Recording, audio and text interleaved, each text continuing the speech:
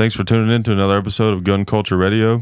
This time, instead of having Zeke talk at you guys and make you aware of the sponsor, I figured I would just do it myself. The sponsor for this podcast is SDI, Sonoran Desert Institute. You can check them out at sdi.edu. It's a really cool opportunity if you're interested in being a gunsmith. They have some other firearms technology degrees. Just check out their website. They do take GI Bill. So any veterans out there, it's a cool opportunity. You know, you can't hate a job, in the gun industry. I assume a lot of people listening to this show are gun nuts just like me. It's cool to be able to have a job doing something that you love. Turning a hobby into a job is the true American dream. It's not 2 cars in every garage and a white picket fence. It's having a job that you love. That's the American dream right there. And that should be everyone's dream. That should be the human dream, not just the American dream. Anyways, check that out, sdi.edu. Really appreciate them for the sponsorship. This show is not cheap to make. So anyways, appreciate that and hope you guys enjoy the show. I really appreciate having Federal Ammo on as a sponsor for this show. They've been a great ammo company for a lot of years. They're really good about working with new media, which I feel like says that they are very on top of things and very with it for a company that has been around as long as they have. And they just have a wide range of selection when it comes to ammo. Everything from their Federal Champion brand, which is a really good, affordable ammo for practice at the range. They also have their American Eagle brand, which is a really good, middle-of-the-road, high-quality ball ammo, practice ammo, defense ammo, whatever you want to use it for. And then they also have really high-end defensive ammo and hunting ammo with premium bullet technologies and all the good stuff. You got the full spectrum with Federal Ammo. They always seem to keep a lot of it in stock, and it's easy to find. Just a great company. Really happy to have them on as a sponsor and really appreciate them. We also appreciate our other sponsor, Ballistol. As you guys probably know, we've used this stuff for a long time, long before the YouTube days. It's a cleaner and a lubricant. It's great on firearms. It's even good at preserving firearms. If you have an old gun with a little bit of rust on it and you want to get that rust off with some steel wool, but you want to do it smoothly without further damaging the finish any more than you absolutely have to, Ballistol works great for that. It's also good just in the house. It works great for leather furniture, wood. It really darkens it up and makes it look really rich. It's just a really great overall multi-use lubricant, and it really protects all your metal, keeps it from rusting. It's a great product. Used it for a long time and really appreciate them supporting the show, and I hope you guys appreciate that too. And just check them out at ballistol.com. Hope you guys enjoy the show. All right, so I got Zeke on again. It's been a little while. Wow, that's one hell of an intro. It is, isn't it? That is the best introduction I think I've ever had. I like that a lot better. I stayed up all night working on it. Yeah, it was good though. I could tell you spent a lot of time. Yeah, I'm warmed in my heart. It just feels good that you took the time to do that. Yeah. Well, now that I do stand up, it's made it a lot easier for me to write more complex kind of things like that, and I spent a lot of time working on it. So it makes sense. I'm glad you like it. Yeah. Yeah. But how did you get the Ive and back on again? That took a lot. I was like, the Zeke again, I get that, but yeah, yeah, because I was like thinking really hard. That's a given. I was like, okay, that's your name and you're here. Right. So I was like, I had to include that. And then what was the first part, did I say? I can't remember. I've got. Oh yeah. It was like, I was thinking, you're not somewhere else. Right. You're going to be here. So right. So you have me here. Yeah. But then it sounds kind of like Hannibal Lecter-y. Like you got me. That's true. Yeah. It's a little creepy. Yeah, maybe I need to rework it. Yeah. You want to stop and try again? You just revealed that, I live in that closet over there. Yeah, that's true. Not that I'm in the closet. Yeah. But, I live in your closet. In that closet right there. It's pretty big. It's a good closet. It's full of records and guns. Well, it's just payback from when I used to take 10 Outdoors 9 and make them live in my safe. That's true. So, yeah. There's a big safe though, at least, right? No. Oh, that's not good. Not at all. He had to crouch. But I fed him Cliff Bar every now and then. Did you? Okay. Yeah, it was good. Mm-hmm. That's good. Yeah. So how you been? Good, man. Just usual stuff. I haven't seen you since the Iraq veteran shoot. Yeah. That was what, a month ago? Yeah, I think so. Something like that. That was fun. I enjoyed that. Very wet. Yeah. And you're not being perverted either. No.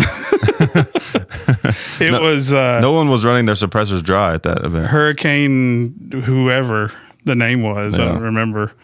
But it cut right into where the shoot was, and But yeah, everybody kept shooting. It was still fun. Yeah. It was muddy as hell. But I liked it. Eric did a good job with it too. Like, it was smart how he just, like, they had some plan. He was just like, you know what, screw it. Everybody just shoot while we can before it gets bad. You know? Yeah.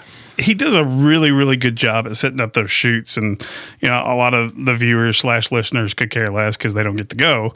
Yeah. But, you know, he really gears it towards, I've been once before as a YouTuber, and this time I was there as a sponsor with SDI. Right.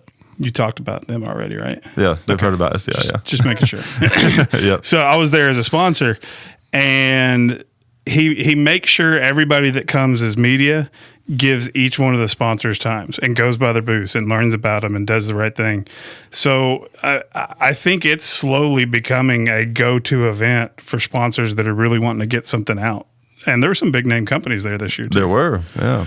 Well, what's the Kalashnikov USA? Yeah, you know, they actually premiered their USA line of AKs. Their very first US. We actually got to shoot the very first US made Kalashnikov USA. Except, you know what though, it was kind of a little bit anticlimactic about that. As I was asking the guy, I was like, "So are these just like the Russian ones?" And he was like, "Well, no, we made the finish better, and we did these things." He's talking about how the improvements they made. And I was kind of like, "Oh, that sucks." I was like, I kind of was hoping that you would be like, "Yeah, they're the exact same." You know? But they're probably a better gun for it though. And that's I liked it. It was the trigger is much nicer. I mean, it is a really nice AK triggers aren't that great anyways, but you know, they run, and they've made a nice trigger on an AK that runs as well. So that was pretty cool. Like, I mean, I'm an AR guy, so like a lot of times I look at AKs as more of like a collectible kind of thing, you know. And I've just been in this search for the closest thing I can get as a civilian without buying a machine gun to a real deal Russian AK.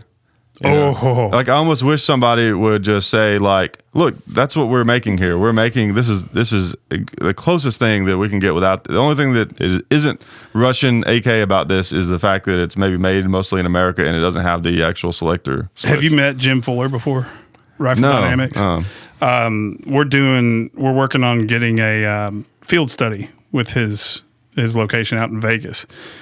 Probably one of the biggest names in AK modifications and building in the United States. And I went to visit him, and and all the AK people out there are going to hear me and go, "Oh my God, you don't know that." And they're going to bash me. So I'm just going to go ahead and bash myself now. Okay. But he had this 1950 something AK, and it's the rarest AK to find. Wow. And he's had to piecemeal it back together, but it's all original parts. Mm-hmm. That was pretty amazing to hold. And he said, "Hold this." And I know we're getting into the spiritual side and all that, but there was something different about it. I didn't know what I was holding yet. Yeah. But I'm like, wow, this is cool. And, you know, there was a lot of pitting in the metal from the rust that he had to clean up. But he showed me a couple of places where he had to weld it and all that. And then he said, "You know what that's stained from?" And he goes, "See how the pitting's different?" I'm like, "Yeah." He goes, "That's blood. That's rust from blood. It's different, apparently."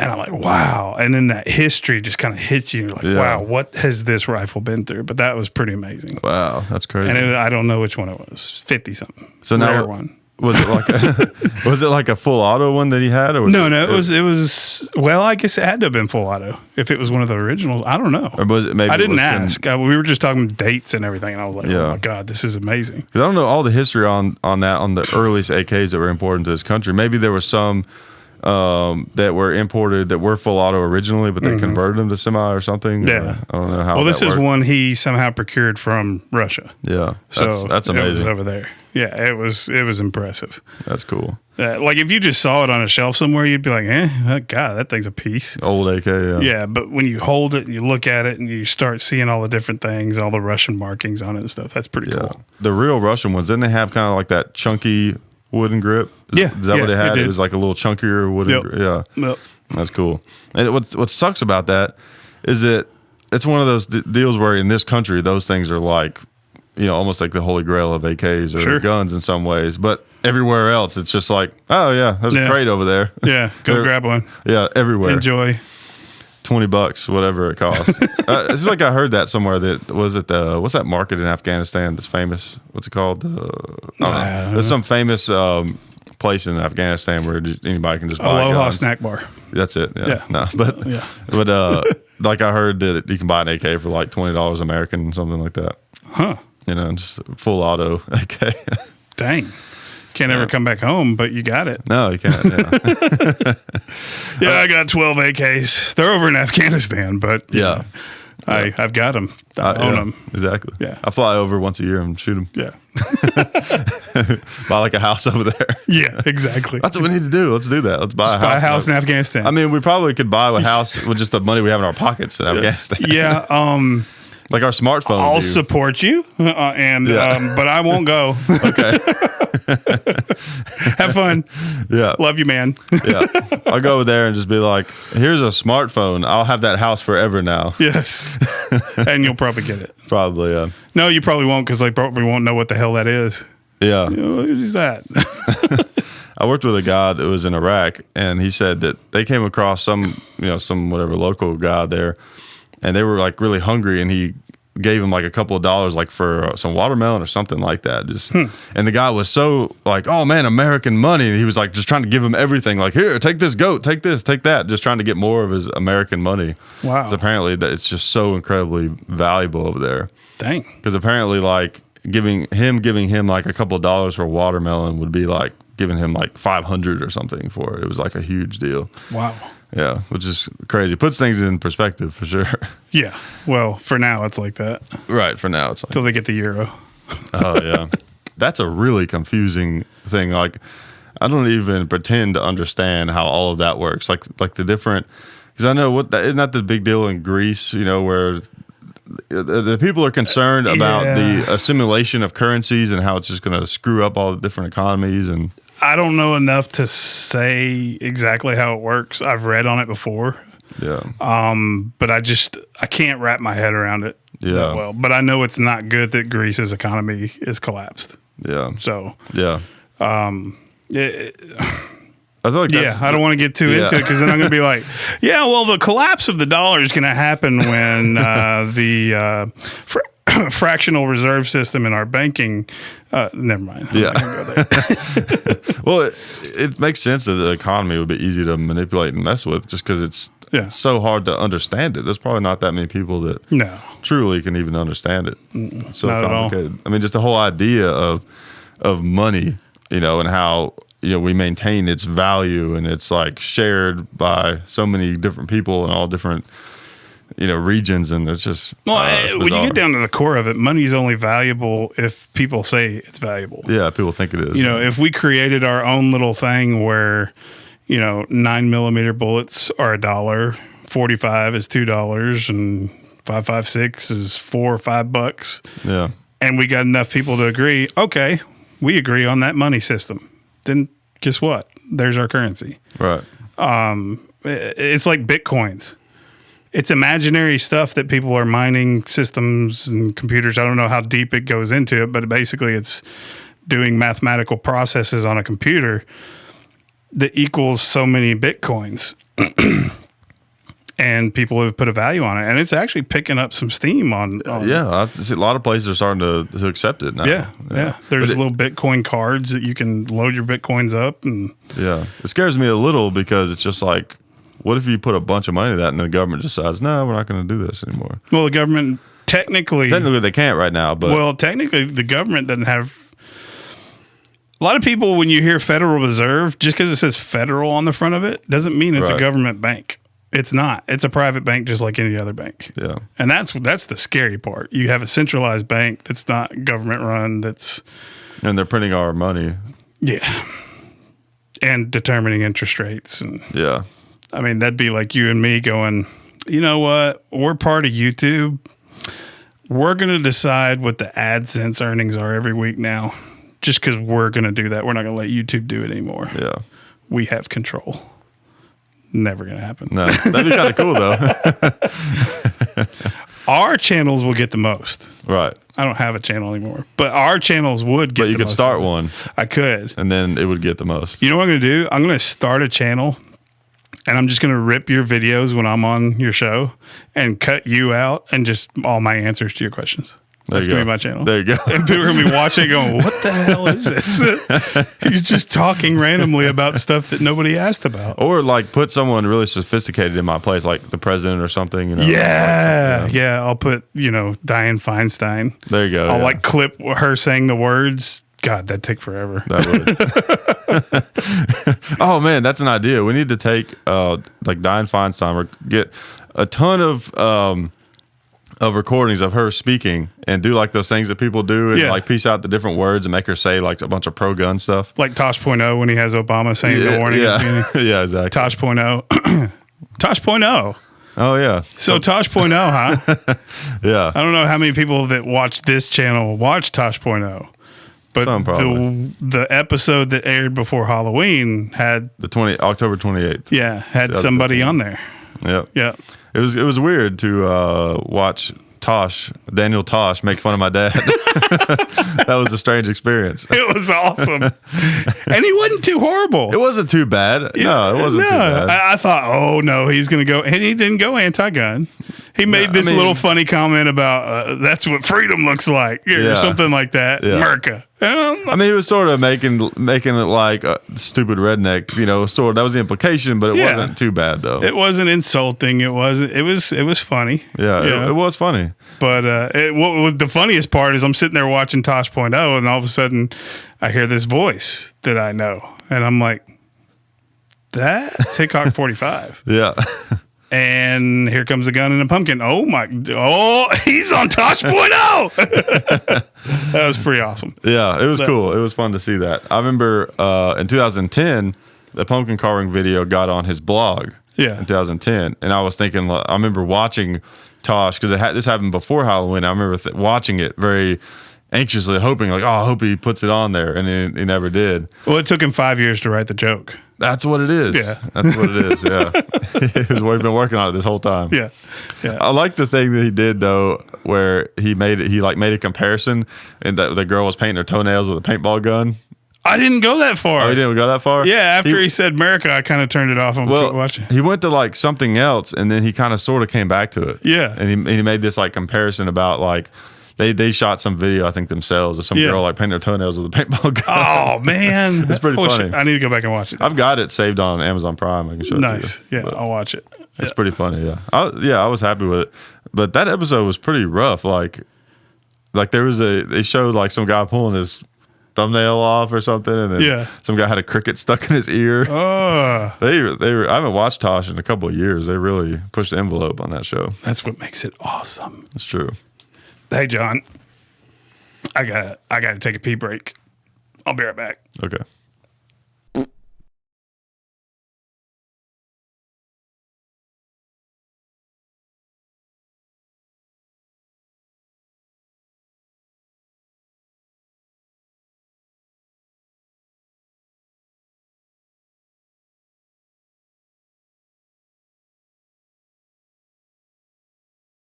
Okay, I'm back. Wow, how'd you do that? It's magic. That's impressive. It is. It is. Well, I was going to do the whole Dirty Rotten Scoundrels thing. You remember that movie with Steve Martin? I can't remember. Where he plays the dysfunctional brother. I may not have seen that one. They're like grifters, and they're shystering women out of their money by acting different ways. Oh, okay. Well, at one point, he's playing this dysfunctional brother, and he looks at him and he goes, "May I please use the restroom?" And they're like, "Yes, Rupert, go ahead." And he sits there and goes, "Thank you." That's hilarious. So you just go ahead. Yeah. But I didn't want to mess up your couch. That's good. Yeah. Yeah. So I mean, it's a pretty crappy couch. Anyway, figure I'd just disappear, come back. Yeah. Nobody knows where I did it though. Did you Could be your backyard. Did you use your watch? Is that how you did it? You have like one of those special watches they only give certain people? I can't tell you. I cannot tell you that. Polar loop.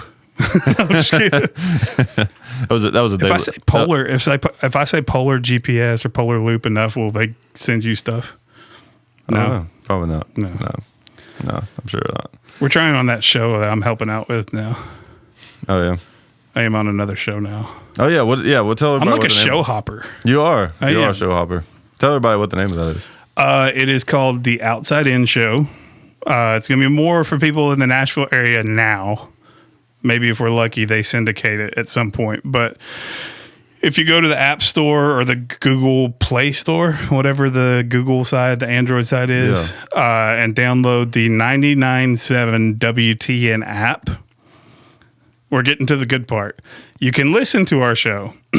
It's on a real radio station. It's not that podcasting is not real radio. Come on. In my mind, it's just as much real radio as anything else. But we're on a terrestrial radio station. There we go. Oh, yeah, that's a good word. So we're on a terrestrial radio station. It's 99.7 WTN in Nashville. And if you want to listen, just wake up at 5 o'clock on Saturday mornings and listen from 5 to 6. But it's an outdoor show. It's hunting, fishing. The other host is Chad Hoover. He has Kayak Bass and TV, Not Right Bass Fishing.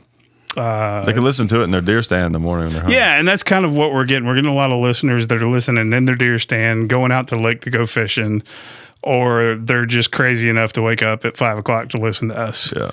So...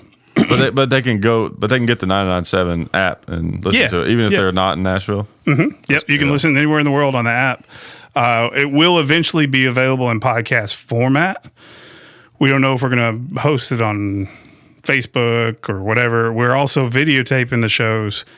It's just we're getting it professionally videotaped, so it takes a while to edit. Yeah, professionally like this. That's what I meant. We're going to professionally edited videotape just like John does. Yep. So, yeah. I'll tell you what, it's weird, though. It's weird with cameramen. YouTube's, once you get the hang of YouTube and just having a camera pointed at you, not a big deal.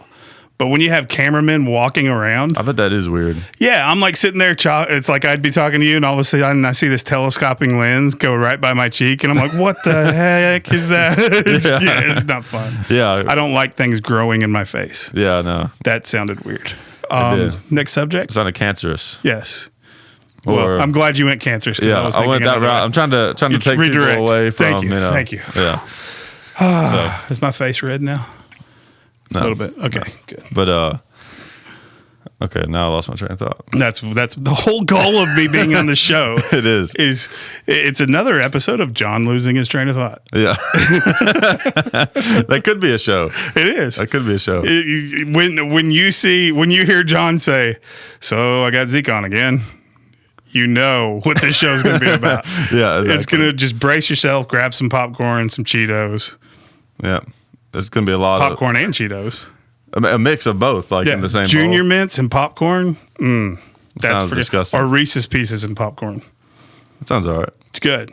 Just grab a handful of popcorn, shove it in your mouth, take some Reese's Pieces, Junior Mints, shove them in your mouth, chew it all up at the same time. You're welcome for that train of thought, loser. That sounds like throwing up on the floor is what that sounds like. Delicious. It's only good in movie theaters, though. I don't know why. Huh. Doesn't work at home. That's weird. Mm-hmm. All right. Speaking of, I'm just going to make up a segue. Okay. Because I just don't give a shit. Yeah. Never rode one of those. I'd like to ride one of those, though. Segway. Should. A Segway. Yeah. I know what I should do. I should rent a Segway, film myself riding it. Yes. And then every time I want to transition to something new, just show that clip. But green screen it to where the only thing that comes through is just you on the Segway. There's no background. So it's just like it goes by you or I, just like, and you got to go, Segway! As you go by it. That's a good idea. That's brilliant. Yeah, I like it.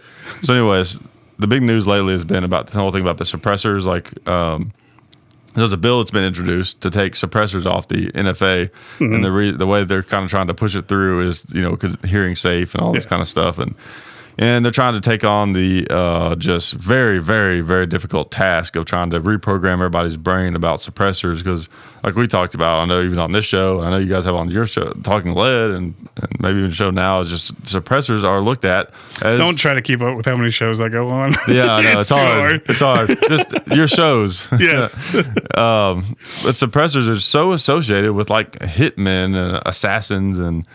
this whole idea. Thank you, Hollywood. Yeah, exactly. And then people don't realize. I mean, suppressors compared to gunfire, they're pretty damn quiet. But as far as like you can just take somebody out in the corner of a room and then they don't hear you next door. I mean, the closest thing I've ever heard to a movie suppressed gun is 22 suppressed. A Yeah, 22 is pistol pretty suppressed. I mean, you can not have hearing protection. I've shot a handful of 9mm, 45s, 40s. All of them, the 9 I did without hearing protection. It didn't leave the ringing in your ears like if you shoot without hearing protection without a suppressor, but it's still pretty loud. It's uncomfortable. Right. It's not deafeningly loud. It probably doesn't do any hearing damage, but it's still louder. Right. So it doesn't do what the movies tell you. Pew, pew, pew, pew. Yeah, not at all. No. I mean, although a 300 blackout I shot suppressed once, no hearing protection, quiet as can be. Yeah, those are insane quiet. Yeah. The one thing that I guess it could do, as far as like we're talking about crime, being used in crimes, would be like if there was a shooting in a house, like where a guy shot somebody in a house. Well, someone next door in the house next door probably isn't going to necessarily hear it, or it's not going to sound enough like gunfire for them to call the shots in. Mm-hmm. But are we really losing anything? I mean, the damage has already been done. Like the cop is going to get there in time anyways. And how often is that going to be a situation that happens? And you still have the same old thing. If people want to get suppressors, they can get them somehow. Yep. And they can also use other implements to make their own suppressors that muffle it just enough for that scenario. Anyway, so it'd be nice when people you used to that. be able to buy a suppressor out of the Sears catalog for $20. Yeah, it's crazy, isn't it? Yeah. No tax stamp, no nothing. Used to be able to buy a Thompson machine gun too. Yeah. They marketed them to ranchers, which is kind of crazy to think some 1920s rancher, well, better go check on the cows and bring my Thompson. That'd work. It would. Yeah. It'd scare off the coyotes or kill them. That's probably the reason you got it, was to kill them. Yeah. I don't know why I said scare off. Yeah. Just kill them. Yeah. Just kill the damn thing. I'll tell you what, Thompson, pretty amazing weapon for the time. You think back that far, like the 20s and 30s. I'm thinking, out of all the firearms I've shot, I don't think I've ever shot a Tommy gun. Really? Yeah, you need to. I really don't think I have. They're pretty cool. I shot one at Knob Creek, and it had the 50-round drum. It was like the what do you think it was, like the gangster model? Yeah, I think with the round. Yeah, I think it's I get the dates mixed up. I think the 1929 or 21 maybe. Because the original had a stick magazine.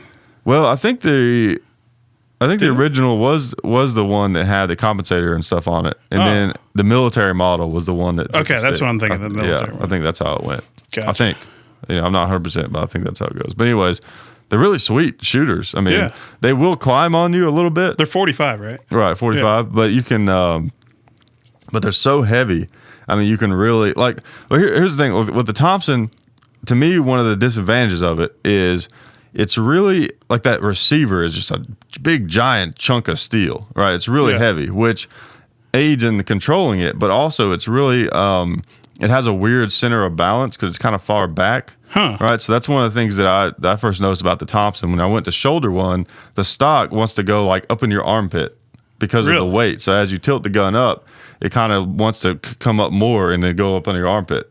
But the thing is, so like if you're leaned forward at all, then all that weight is kind of heading down, right? So it really helps you control the gun, right? And you take full advantage of the weight. But if you're kind of leaned back at all, then it's like hard to control. It'll want to come up on you just because it's like that seesaw effect. I know I haven't shot one now. Now that you're explaining all that, I know I haven't shot one.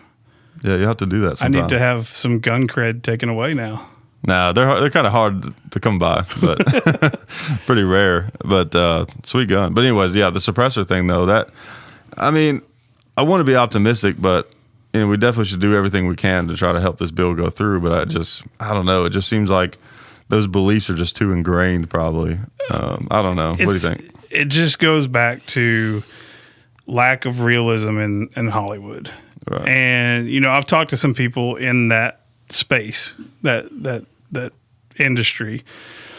And the main reason a lot of that started is because if you really showed how people get shot, they don't move, they don't flinch back, they don't fly, 20 feet. Wouldn't be as dramatic. It's not as dramatic. It's not as exciting to people that don't know guns. So that's one of the main reasons it started. But then it just kind of kept happening. Well, same thing. You see somebody putting a suppressor on, you're like, oh, somebody's about to get capped. Yeah. Or whatever you want to call it. And also, the thing they'll do in movies is the suppressor there's some now that will go on really quick, the quick attach. Yeah. But like they're using the standard threads and it's just like, and it's on. Yeah. No. And they spin it. It's like, fling. Yeah. Realistically, it's like the assassin walks up and he's just like, forever, just like screwing it on there. It's one of those things where it's another stupid law that was made because of something that's not even true. Right. Unless you have a 22 pistol, it's not going to be dead quiet and nobody knows what happened. Yeah. You know what else is quiet? A bow and arrow. Yeah. Knives. Hatchets. Yeah. Baseball bats. Exactly. Nice little funk. Yeah. Yeah. So it's silly. The whole NFA thing is just silly. All of it, really.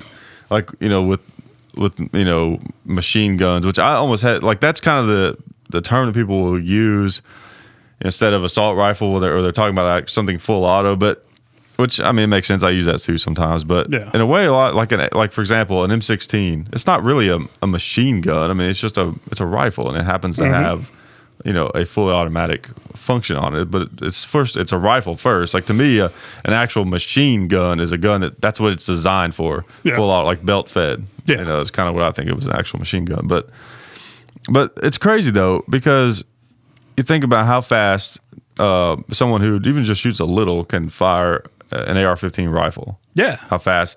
I mean, it's not that hard to at least go like boom, boom, boom, boom, boom, boom, boom. Like, that's not that hard. No. And full auto is like, what, a couple steps faster than that? Yeah. So it's like one thing, fine, slightly faster, like huge crime, and like a massive big deal. It's all going to depend, we're back to the suppressor thing. It's all going to depend on how much revenue is being generated by that tax stamp. Yeah. If there's too much revenue being generated, you might as well forget it. Yeah, that's true. Maybe they'll make it easier. Maybe it won't be. Maybe it'll be just the same as a NICS check. You can get it there, but I guarantee you, we're still gonna have to pay that tax stamp. And you know what? Based on like the way it's been, the $200 doesn't bother me. The price of suppressors, like, that's not. I mean, I don't like it, but that's not what bothers me. It's the wait, the 6-month wait, and then you have to get the sheriff to sign off on it, and it's like all this big ordeal or whatever. Like, that's the problem. And then with the machine gun thing, the full automatics, that 86 thing is the problem. Because, I mean, yeah, if you had to, it sucks to have to go through all that process, but at least if you can afford to buy them, then it's like not quite as bad, But it's just crazy. That almost, if I could pick anything to be changed out of that whole NFA situation, of course, the 86 thing technically, I guess, isn't the NFA. It's kind of a separate thing, I guess. Right.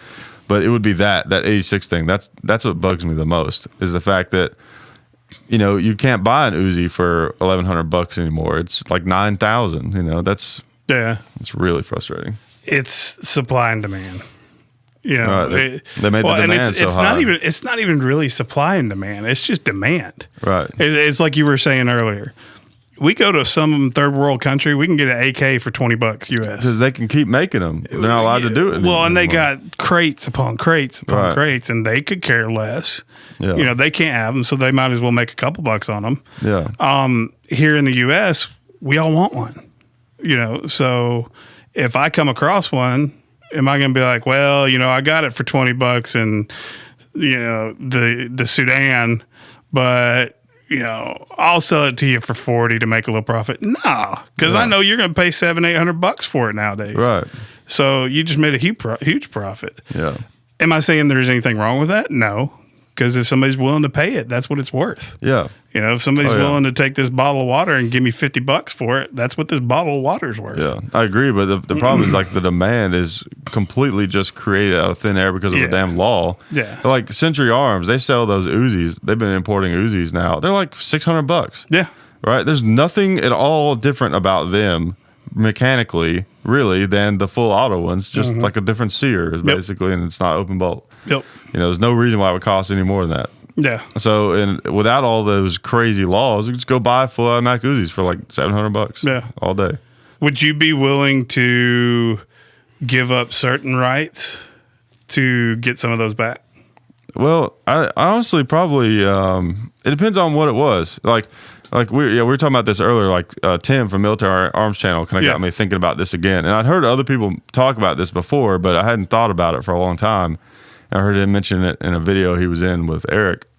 And yeah, like compromise, like probably the situation won't come up. But if we had the ability to actually make a real compromise, not like what they say, would it be worth it to give up certain things to be able to have fully automatics like that, like a background check, for example. But like the problem with the universal background check, as they call it, so for it to actually be universal, like then and to be able to enforce it, then they would have to have registration. And see, I don't know if registration is worth being able to have fully automatics, because you could argue that, like, that's what they really want, is to know what guns we have, not so much what, I don't know. It comes down to, the founding fathers put the Bill of Rights in place for a reason. And it wasn't necessarily for George Washington, our first president. There were rights in there to protect us from future presidents. Right? All right. So you have the Patriot Act put in place by G-Dub. Yeah. George W. Bush. G-Dub. The problem is, and I argued this with a lot of people before when I was arguing against it, like, no, it's to protect us from the terrorists, blah, blah, blah, protect us. And I'm like, no, it takes away our Fourth Amendment. You don't want that. I don't care what it protects you from. If it takes away of any of the amendments that gives us our Bill of Rights, you don't want that. Well, George W. Bush would never do anything like that. You're right. He probably wouldn't. I don't know that Obama would now. I mean, he's only got a year left. Yeah. So he hasn't. But I'm talking 3-4 presidents down the road. They look at everything like, ooh, all I got to do is say somebody's a terrorist and I don't have to have a search warrant or this or that or the other, thanks to this Patriot Act thing, which I know has changed to something else now. And terrorist is a pretty vague term, is the thing. Yeah, it is. So it all is going to depend on, how did I get on that? No, you were talking about shoot. Oh, we're talking about the compromise. Would we be willing to let them register our guns if it meant we could buy anything? Yeah. So maybe it may not be this administration, it may not be the next administration, but let's say 30 years down the road, we have some president or administration. I'm not even going to say the president because I'm starting to not believe the president has even got a whole lot of power anyways. Right. I don't think so either. But whoever is the powers that be at that point in time, they see the registration. They're like, oh, well, we know where all the guns are. Let's go get them. Right.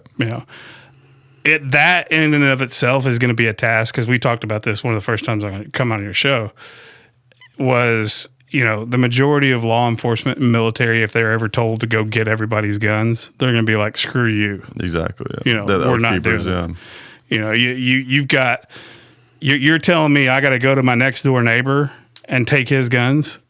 You're telling me I got to go and confiscate the arsenal I know my uncle has? Yeah, it's not going to happen. Yeah, especially the ones that they have their own guns. Yeah, they may not. They may try. Whoever gets in power, they may try. But you're going to have some pretty stupid. You're going to have one of two things. You're going to have somebody who doesn't go with the oath they swore to protect the Constitution. And I'm not going to say stupid, because then that's a judgment call on their intelligence. Yeah. They just don't care about oaths. Yeah. Or you're going to have a bunch of people that they're going to have to gradually transform the police and law enforcement and military into all like-minded people that are against guns. Or you will have just a bunch of stupid people that will blindly follow somebody that tells them how good go take everybody's guns. Or like what Jeremy says, my buddy who edits the show, he says that they would have to, if they were going to take up all the guns, they would probably like outsource that. Like they would have some UN troops from some other country do it or something, that wouldn't have those same moral issues. But let's bring that question back. Hypothetical scenario, if you could buy literally any small arms that you wanted. You could go and buy an M60, fully automatic, a saw, just any of that stuff. ARs all had full auto on them. No problem. The only thing is you had to have them registered. There was like a quick instant background check, and you purchasing that gun went on a registry. It was like registering a car. It was simple. It could be done right there. You show up, it's done, and that's it. But you can buy anything you want. Like, that's very tempting. But again, like you said. So you're saying, okay, we're going to now have a universal background check, and we're going to register all your guns. But you can buy anything. But in exchange, the NFA is abolished. You can buy any gun you want. Full auto, semi-auto, military grade, short barrel, shotgun, whatever. And you can modify it any way you want. Right. As long as you register it and you do universal background check. Right. It's very tempting, but again, like you said, maybe it's not an issue for 20 years, but the wrong people get in office and then they try to exploit it. Yeah. You know, but then you also you can look at it a lot of different ways. I could also see how in the mentality, doesn't matter if they know I have the guns. I have the guns. That's the important thing. Right. It doesn't matter if they know I have them. Right. You know? Or you could say like, well, they're probably going to be able to tell who has guns anyways. But then you could also make the case that like they're only going to do this so that they can eventually take up the guns or something. You know, so it's tricky. Here's the thing, and I may be dabbling in a gray area here. When you buy a firearm, not from a person-to-person purchase, but when you buy one in a gun shop, no, it's not registered. No, it's not put in a database with the serial number next to your name. But if something hits the fan and your firearm gets stolen, and that person uses that firearm in a crime, the government can find out who the last person to buy that legally was. Yep. So if you think that they don't know you have them already, you're not thinking very smart. Right. They may not know immediately. They can't access a database, but all they got to do is trace that gun to where the FFL was. It was the final FFL resting place before it was purchased. Then obtain their records and find out everybody that owns everything. But they have to have a warrant and they have to have a reason to do that now. But if you're talking about trading off for registration where it's in a database that you own this firearm and you're saying, no, I don't want anybody knowing that I've got all this, that they already do. Or they could just look at your search history and find out everything. Yeah. Unless you've bought every firearm you've bought from an individual or it's been handed down to you, they already know. Yeah. Or if they don't already know, they can have access to that information pretty quick. And like I said, like on the internet, like think about this. Of all the people, every single person in the country that owns guns, what percentage of those gun owners would you say have at least once looked up something online about guns? Like never. Like probably almost all of them, right? Nobody watching this show. Yeah, no one watching this show. No. Definitely not. They just randomly happened upon this after watching a YouTube channel about opening Japanese candy. That's right, yeah. Yeah. But jeez. But so like that scenario will probably never come up, but you know, that's tricky, you know, like I don't know. I honestly I probably wouldn't take that deal, honestly, because registration it does scare me a little. Even though they probably can figure it out anyways. It's just I just don't like the any precedent. gun you want. I just don't like the precedent. Okay, let's say this. And I'm not trying to advocate this, people. Don't start bashing me. I'm just throwing hypotheticals to make us think, because that's what's cool about this. Let's say not only now can you buy any gun you want, but that full auto Uzi is reasonably priced. So instead of it being a $9,000 Uzi, the semi-auto 600, you want the full auto, you're going to pay $750. Yeah, that's what I assumed was part of it. Yeah. Okay. All right. So that comes into play now. Yeah. And let's see what else. Because if you don't have that 86 manufacturing ban, then you know they would just cost the same as anything else. What all restrictions we have? We can't have semi-automatics. We can't have short barrel rifles. I mean, we can have We can't have fully automatics. Well, we can't have short barrels, but we can have both if we do the right processes. And it's only certain ones. Right. Well, technically, like fully automatic suppressors and short barrel rifles are all viewed kind of the same. Where it gets different is just because of that 1986 ban where no new ones can be manufactured. which makes them just astronomically expensive. Right.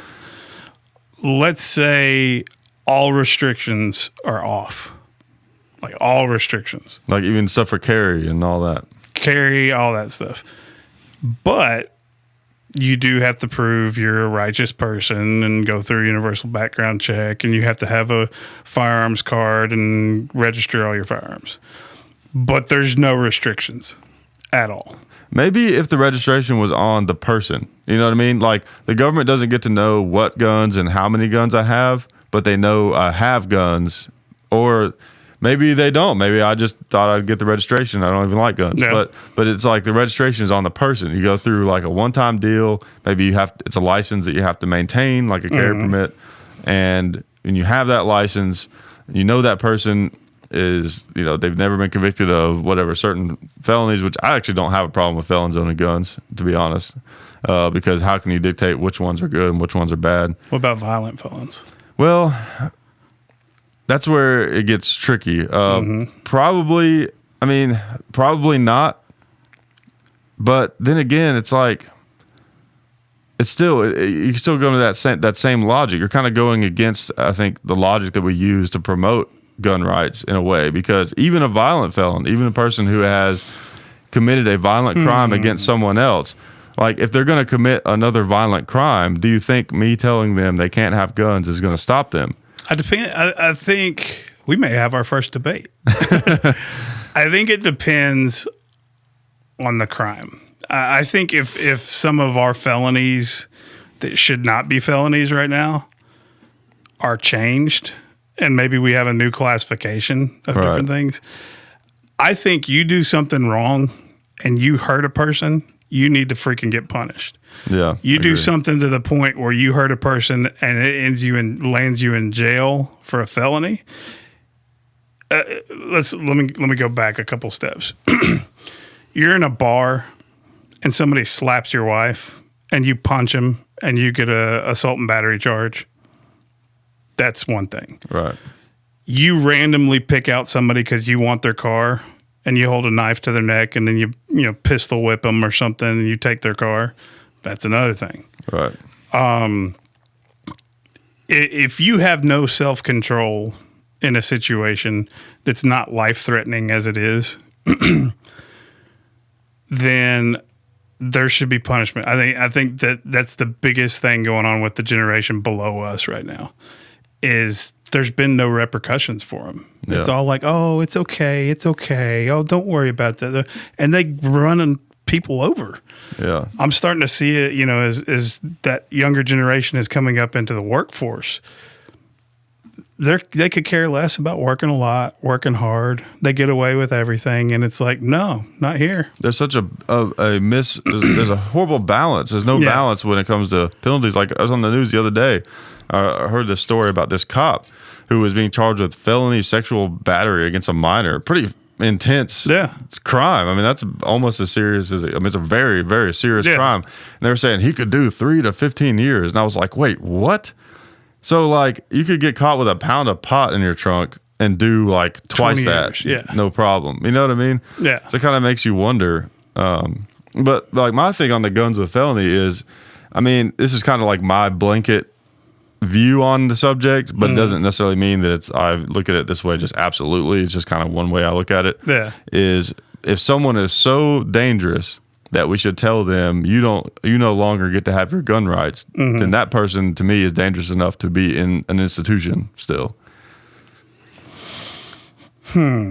But again, that's a point too. I admit that like that's not necessarily a foolproof saying, but I feel like it. That there could be something to that, though. Yeah, I think, or maybe we could come to a compromise with, if you perform a felony with a weapon, no more guns for you. No guns for you. Yeah. No guns for you. No, you come back tomorrow.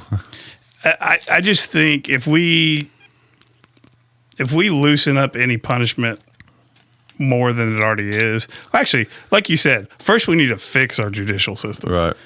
Like you said, somebody that, has a freaking joint in their ashtray because their buddy was using their car the week before, and they go to jail for 3 years. Right. Really? And also the huge variations on the more like social level crimes. Like, for example, if you go to Colorado, with a AR-15 and a bunch of 30-round magazines or whatever, you might be in a lot of trouble. Yeah. But if you're from Colorado and you come to, Tennessee or Texas or something like that, and you've got some pot, you're in a lot of trouble. Yeah. So it's like you really have to be careful about what state you go. Like, as a concealed carrier, you've got to, it's like the United States is like a minefield if you're a concealed carrier. You almost have to, you don't almost, I do. Every time I'm planning a trip, I have to look at every state I'm going through and look at either that app, there's a gun carry app. Yeah. Where it tells you all the laws in every state, whether you have reciprocity or not. With the job I have at SDI, we're constantly getting requests from students in different states for different things. Now that we have a 1911 build as one of our capstone courses, you can't have that in some states. Same thing with the ARs. That you can't have certain magazines. We have to have put a bullet button in California ones. There's a lot of different things you have to do, and you got to be mindful of everywhere you're going with guns, not to mention anything else they're doing. Right. But the crazy thing is, back to your Colorado statement, somebody that goes to Colorado with an AR and 30-round mags, if they get pulled over and they're like, "Oh, sorry, sir, I'm coming in from Arizona. This is totally legal. I'll do what you need." Probably get them confiscated. Probably get a ticket. I doubt they'll go to jail. Yeah. I don't know. I could be wrong. Colorado people text below. Right. And I always get the Colorado stuff wrong. Yeah, I could be really wrong, but they come here with, a Ziploc baggie of weed, and they're looking at years in jail, in prison. Yeah. And I would rather, some states to get to have those freedoms than no states, but still, it's kind of like, I don't know. It's messy. It is. It really is. But that's one thing that I think that we have to have right before we start looking at all the other compromises. Right. Because if we don't have the judicial system right. No, I think you said it right the first time. Did I really? No, that's how it is, yeah. Well, I just like saying bleh after everything. I'm like Count Dracula, bleh, bleh. No, I'm saying that judicial system, that's the correct way to pronounce it. Judicial system. That's how it actually supposed to be. It's a more accurate way to pronounce it. But you forgot to say bleh at the end of it. Oh, yeah, blah. Yeah, there you go. Mine was weaker than yours. Yours sound more like the Count from Sesame Street. Blah. 1, 2, 3. People say that Dad laughs like him. Sort of does. Wow. Welcome to How John Gets Off Track. And Zeke. Yeah. No, but we got to have the judicial system fixed first before there's any compromise talked about. And I like what you said when we first started this conversation. You made the comment, a compromise or what they say is a compromise. Yeah. If you're telling me, hey, you have 20 basketballs, I think we should compromise and you give me all 20 basketballs. What? Yeah. But that's basically what these people are doing in the media is they're like, they're unwilling to compromise. We're not saying we're going to take everything away. Let's compromise. Let us take everything away. Yeah, that's not a compromise. What the hell is that? A compromise is a trade. Yes. It's like, okay, what's your compromise? If you're going to say, don't act irrational. Let's have a compromise. Let's be rational about all this. Okay, there's crazy MFers out in the world. Oh, yeah. And they are doing stupid things with mini tools, not just guns, guitars, hammers, chairs, whatever. They're hurting people with them. All right. You're saying there's guns that are the cause of this problem. First of all, that's ridiculous. If I have a hammer, I have a gun. If I'm out of ammo and I'm wanting to kill somebody and I've got a hammer in the other hand, guess what I'm going to use over the gun? So it has nothing to do with what they're gun. If somebody's out to kill somebody, they're going to kill somebody. Right. And most of the stats are just completely just screwed up because they include like gun crime or gun death stats. A lot of times they include suicides, and then you got gang violence, which is rampant. I mean, just look at the numbers in Chicago, or Chirac as they called it for a while. I mean, Chirac. Yeah, you never heard of that? But that's awesome. There was a year in Chicago where more people died due to gang violence in Chicago than died in Iraq. That's right, because they've banned guns and it works. It does. That's why it's called Chirac. Wow. Yeah, like I forgot. I think it might have been the shooting in the community college in Oregon, but it was like the weekend before that. Like 50 people were shot in Chicago. Like only 4 died, but still like 50 people were shot. But they don't want to talk about that because they banned guns there. Right, exactly. And it works if you ban guns. Right. And all the gun banners are from Chicago, like Obama and what's the Holder guy? Yeah. That's Illinois. Crazy. Yeah, Illinois. I feel bad for those guys because most of Illinois is like Tennessee, it's country, you know. Oh, yeah. You get outside of Chicago, they're all pro-gun. Yeah. It's just Chicago runs that state. Yeah. Similar to New York. You talk to New Yorkers that are from upstate New York. Yeah. They can't stand the city because it ruins all their politics. Yeah. I hate that. I wish there was a way around that, but there probably won't be because that's what they want. Well, yeah. I mean, that's the biggest thing is educating people. If somebody starts arguing with you on like anti-gun principles and their arguments, if there's more than one of them around, just stop. Get the heck away because it's not going to change. No matter what you say, it's not going to change. If you can get them one-on-one and lay out the science of stuff, and you lay out the best one I've ever heard, and I've used this before, you take your loaded weapon and you lay it on the counter, and you start screaming at it, and you cuss at it, and you slap it, and you hit it, and you spin it around.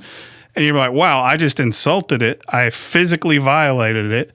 I told it was the worst gun in the world, and it didn't jump up and kill anybody. You know, that's a good light bulb moment to have, but it's only going to work with one person. And it's only going to work one at a time. Even the most crazy, uber anti-gun people, Piers Morgan. Yeah. That whole thing, did you see the show where he shot with Ted Nugent? Mm-hmm. That mug... He smiled ear to ear. He loved it, but he loved it, but he had to keep his stance and say, "Oh no, I just don't see why you need that." That was awesome, though. Yeah, you know, he didn't say that, but you could tell, you could see it in his face. Yeah, but that's the same look we all get when the first time he shoots something full auto. Yeah, but that's the voice he would have used, though. That one that he just did. It did. Yeah, it was awesome. Yeah, that's the way he talks. Yeah, he's kind of like Gollum. Yeah, exactly. He is a lot like Gollum. Yeah, it was fun to shoot. No, it wasn't. That's pretty good. Piers Morgan. That was pretty good. I like that. Piers Morgan is now Gollum. So, awesome. So we know you can do 2 voices, Gollum and Rob Williams. I can't do it anymore. You stick your lower jaw out. Yeah, I'll try. I gotta talk like I'm from Princeton. But my point being is, he didn't have a group with him, but he was talking to millions of his viewers. Right.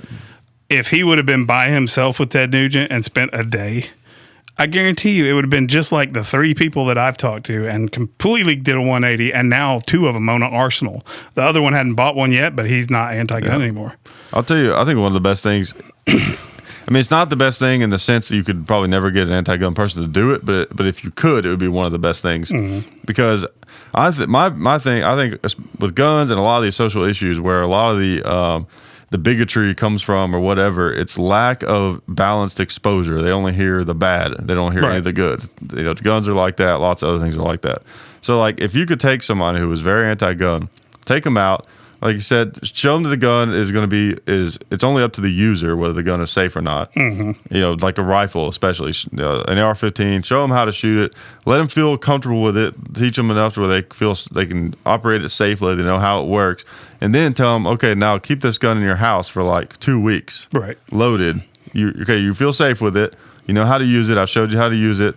Keep it in your house and have it for 2 weeks, and then come report back to me and tell me how it felt. Mm-hmm. And I guarantee you that would really open up some eyes. Yeah. Because to me, the reason a lot of people it's easy for them to be anti-gun is because they've never had the experience of being protected by a gun. It's easy to not want something when you've never had it. Being anti anything stems from one thing: fear. Right. When I was never anti-gun, but when I bought my first handgun as an adult, I was nervous. I was scared. I'm like, oh God, what am I going to do with this if somebody actually does come in the house? Then I took some training, and then I got my carry permit. And it got to the point where it was like, that fear goes away once you learn about it, once you have the knowledge. Fear is always irrational fear of the unknown, typically. Right. It's ignorance. Same thing goes with racism. The majority of hardcore racists out there are because they don't know anybody really close that's of that race that they hate. So it all stems from fear. Yeah. Being anti anything is a fear of the unknown. Yeah. And like you said, if they got one, if they trained with it, and then they had it, all of a sudden that fear dissipates. It goes away. Right. They experience the positive feeling of like, yeah, if someone busts in my house right now, I've got a tool to protect myself. And then if that was taken away from them, then they would kind of go, oh man, just like it's easy for us to not care that we don't have Ferraris because we've never had one. Unless maybe you have, I don't know. No, I got 3. No, just kidding. Matchbox. Yeah. So you take my situation I had for a few years. Ex-wife is the equivalent of situation. Okay. But anyways, she wasn't anti-gun by no means, but she didn't like guns. So I wasn't allowed to have any. I always felt safe with a golf club or a baseball bat next to my bed. That's what I had in case somebody came in. Right. I've been in a situation where I came to my house or somebody else's house actually after the break-in happened.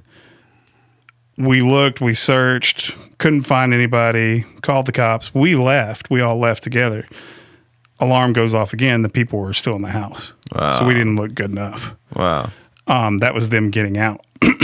So I've had that fear before of going, oh my God, this is real. Yeah. A lot of people don't think that stuff's real. It is real. Yeah, it happens. The percentage of it's very small if it's going to happen to you, but it is real. It can happen. So I felt safe with that ball bat or the golf club or whatever I had at the time next to my bed because that's what she was comfortable with. When I started taking firearms training and learning different aspects of defensive firearms training, and learning what reality is in that kind of situation. And it hit me, holy crap, if I got up with a baseball bat, I have to be pretty well hidden, and I'm just waiting for the guy to come around the corner and not know. Right. For me to be successful. And swinging a bat inside of a house. It's kind of tough. Yeah. Especially if you're trying to hide. Right. And wait for him. Or her, Don't want to be discriminating. I'm sure there's women robbers out there. Yeah, definitely. But if you have a firearm, you've evened the playing field.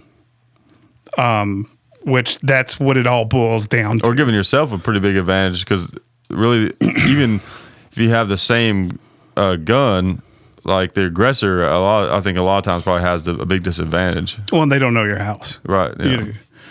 But that's what it all boils down to, is we should be allowed to be on an equal playing field with the criminals. Right. And what anti-gun people are telling us is you're not allowed to do that. You're not allowed to be on an equal playing ground of the people that are trying to hurt you or your family or your friends. Right. How in God's green earth can anybody look at that comment and that statement and say that's okay? Right. Because they know damn well that if they banned so much more stuff, that the criminals are still going to get them. And the country's like, oh, well, so-and-so's happening in Australia and they're not allowed to have guns. And in England, they're not allowed to have guns. Yeah, but they still got bad guys doing bad things. Yeah. They just get hurt a different way. Yeah. Well, and you get hurt a different way, but a lot of times the same way. Just because they banned them and they confiscated everybody's guns doesn't mean those bad guys aren't still getting guns. Yeah, exactly. Like they're criminals. Like getting things illegally is like the whole point of what they do. You know. And I hate cliches, and I hate that this is even a cliche because it's a factual statement. But the only people that laws affect are the people that obey them. Right. If somebody is a criminal and they're killing people or they're robbing things or they're not obeying the law. You know, murder is against the law. It's banned. People are still doing it. Right. Robbery is against the law. It's banned. People are still doing it. Rape is still against the law. It's banned. People are still doing it. And you know what? Even when it comes to murder, the government is reasonable about it. That's what's funny. Some people will say like, "Oh yeah, you can't stop murder, so why even try?" Well, here's the thing. There's actually some types of murder that was technically not considered murder, I guess, but killing someone that's legal. Like when someone tries to kill you. Yeah. You know what I mean? So it's not, so it's, in a lot of other situations, the law, I lost what I was saying. I see what you're saying. It's, I backed myself into a corner that I couldn't wiggle out of. and now I'm laughing inside about your corner, and I can't think of what you were saying because I understood where you're going with it. Yeah. And I think everyone out there knew too. Yes, they did.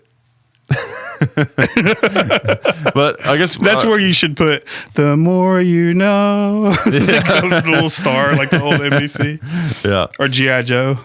And now you know, and knowing's half the battle. That's right. GI Joe. Why didn't they say that in the movie?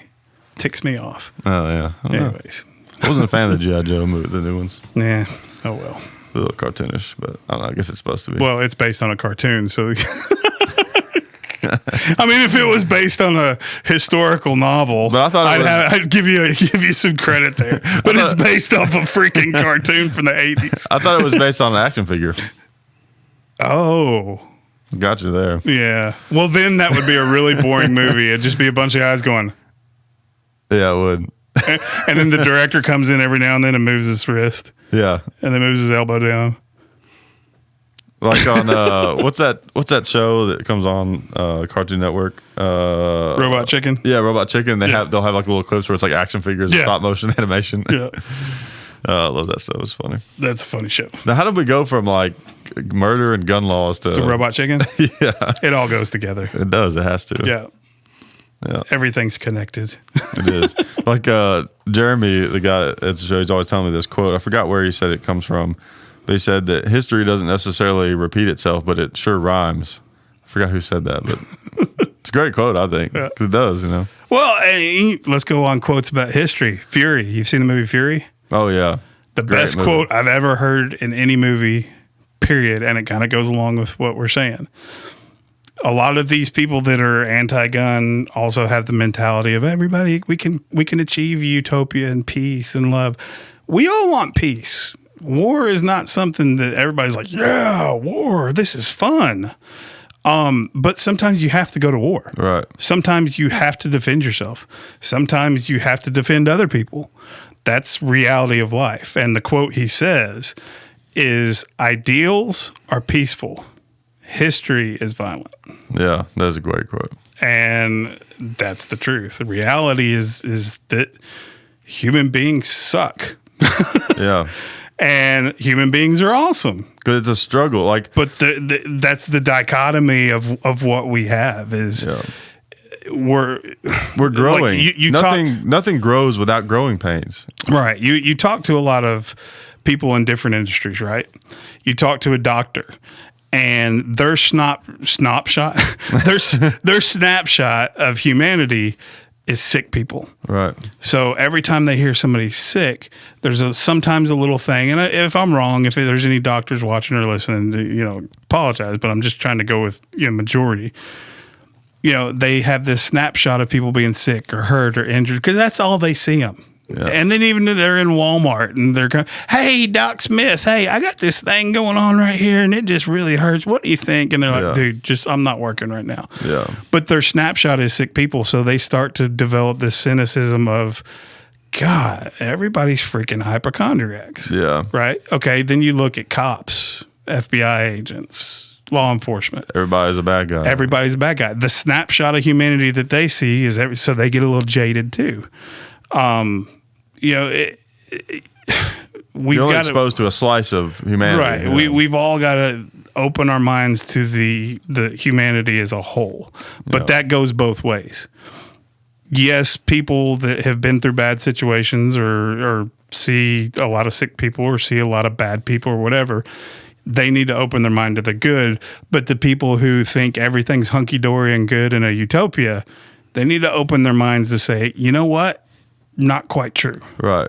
Yeah. And then just because, and I think like the overall picture of that is just because there are bad things doesn't necessarily mean that it's bad. Yeah. Like in one of my favorite comedy specials that Joe Rogan did, at the beginning of it, he's talking about this thing. To me, it's a great quote. And he's talking about how the earth is like a sandwich and the humans are the mold. And he's like, I think we're here to eat the sandwich. And I kind of agree. Like in a way, we want to take care of the environment and all that stuff. That's important. But I also think that, we are part of the earth. The earth is kind of in a way here to serve us so we can move on to bigger and better things. So of course that there's going to be conflict and all these kind of things because we're going places, like we're eventually trying to get to other planets. We're not going to be able to stay here forever. Like that's not going to happen. Not at the rate our population's growing. Right. And there's no stopping it. No. Unless you just kill everyone, but that's not going to do anything either. But then we're just starting the process over again. Think of the earth as a bowl of cereal. Oh, hold on. Okay, got it. Yeah, all right, got it. There's only so much in that bowl that you can eat. Right. Yes, there's things that, reproduce and grow and blah, blah, blah, blah, blah.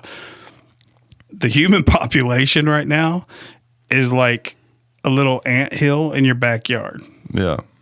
And what happens if you don't kill those ants? In a couple months, they're taking over the whole backyard. Right.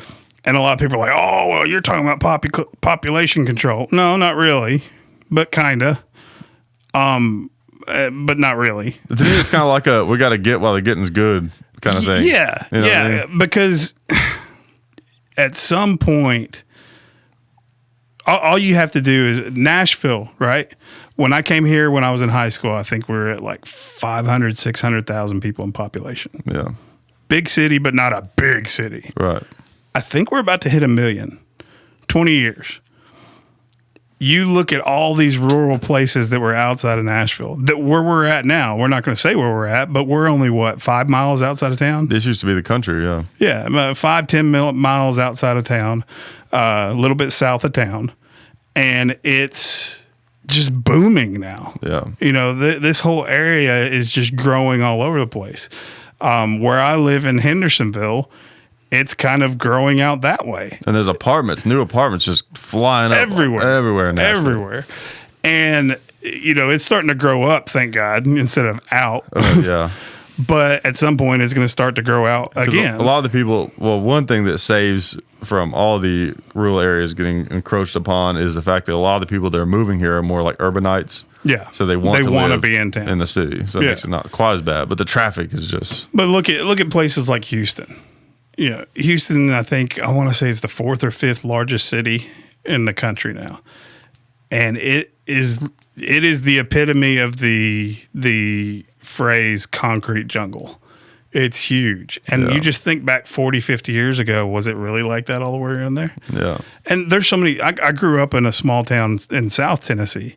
Kind of grew up, the majority, 5th grade through 10th grade. We lived there before we moved to Nashville. Yeah. And you go down there now, it's not a booming metropolis, but a lot of places that used to be fields where we'd go mudding in or hunting or whatever, there's a factory there now. Yeah. Where you just keep taking more and more and more. National parks, it's eventually, 100, 200, 300 years from now, like most things are going to be developed and it'll just be national parks, the shared lands. You'll have to go there to hang out. Yeah, you won't get to have your own land. And if it gets that bad, we won't be able to breathe. Well, yeah, maybe it's true. But like to me, it's almost like there's like there's two ways to go for me. Yeah. Right. Let's say that somehow there was some like moral way of limiting the population. Well, then we still kind of have the same problem. We still are going to constantly have the same problem over and over and over and over. It's never going to stop. Yeah. To me, it's kind of like we're racing against the clock. We can't really stop the population. It's going to grow. So what we've got to do is just come up with enough technology fast enough to where we can overcome all of our problems. All our consumption. Because all of these resources and things that we're using up, if we can use those up while they're still here to create technology to where we no longer rely on those resources, because we either can like create it ourselves, or we can, you know, travel to other places and extract it, or live in other places, you know, then we'll be fine. But to me, it's kind of like it's a race against the clock. And that's probably happened on lots of planets throughout the universe history. That's the game. It's like a bunch of life starts, and then one is dominant and it takes over, and then it's just a matter of they either figure out a way to get past, you know, just the resources that they started with, or they don't. You know. Deep Thoughts with John Hickok. Yep. So no, I'm sorry, I screw it up every time with John 45. That's right. Yeah. Well, John Hickok is the name I've been using though for like my comedy stuff. Nice. It just makes John sense, Hickok. you know, and I couldn't use I didn't want to use my real name just because I could never tell anybody that I was doing it. So Yeah. Although I'm sure our real names are, my real name's out there anyways. I put it out there. Yeah. Idiot. Why'd I do that? Yeah. But no, it's wow. We have gone all over the place on the show. Holy crap, that's impressive. Yeah, this show's been a roller coaster ride. Yeah, but sitting on the couches. It wasn't as fun as a roller coaster. No, it wasn't. I'm sorry. It never will be. No. This show will never be as fun as a roller If coaster. I vomit at some point, then I may go, John, dude, Okay. that was a roller All right. coaster. All right, maybe that's a goal for next show. Okay, gotcha. Segue. Yeah. Well, before we start getting towards a wrap up, anything new at SDI you want to talk about or anything else? We did launch the 1911 build. I think I said that last time we were here. What'd you launch it to? Mars? Nobody's built it yet, though. It's still just Kinda sitting up there? Yeah, we wasted a lot of money on that. No, we launched it. It's one of the capstone projects you can get now. When you enroll in the associate's degree or the gunsmithing degree, you have a choice of a number of different capstones: AR-15, AR-10, or 1911. There's more that are rolling out. Or you can actually take that as an armorer's course by itself too, and build your own 1911. We're tweaking the reloading course right now. Going to do some really neat things with that. Right now, it's kind of a basic reloading course. We're going to build it up to the point where you get everything you need plus 1,000 rounds of your choice of. We don't give you the rounds. You got to make them yourself. Okay, yeah. But it's going to be a cool little program. Oh, that's cool. one of the big things I've been working on right now. Field studies. We're starting to get a lot of good field studies. Like I said earlier, Jim Fuller, Rifle Dynamics. Hopefully that'll be set up soon. We've got some in Louisiana. We've got one in Tennessee, two in Tennessee. We've got a couple in Arizona, California. That'd be cool if you guys did one that's like abroad or something, like in. Yeah, it's tough with the gun laws overseas. So Yeah, that's true. Israel, maybe. we could go to England and they can learn how to work on a billy club. That's true. Yeah, there we go. We've had people from overseas wanting to come here to take the courses. They can take them, over there, but they can't do any of the hands-on parts. So it doesn't really make sense for them, but they're looking at coming over here. Until VR technology becomes more affordable. Yes, which thanks for blowing our idea there, John. Oh, did I? No, I'm just kidding. Okay. I'm not, but I'm kidding. I'm not. Oh, was that a thing? Yeah, but it's not like a patentable thing. Okay. I mean, yeah, VR is kind of out there. Yeah, it's not like I invented it or Yeah. It's not like I'm Lawnmower Man or something. Yeah. Pretty technologically advanced movie for its time. I'm trying to think if I've seen that. You've never seen Lawnmower Man? I don't think I have seen Lawnmower Man. You freaking young kid. You need to watch Lawnmower Man. You need to watch Lawnmower Man. It's a scary movie. That And funny when you go back and watch it these days. Yeah.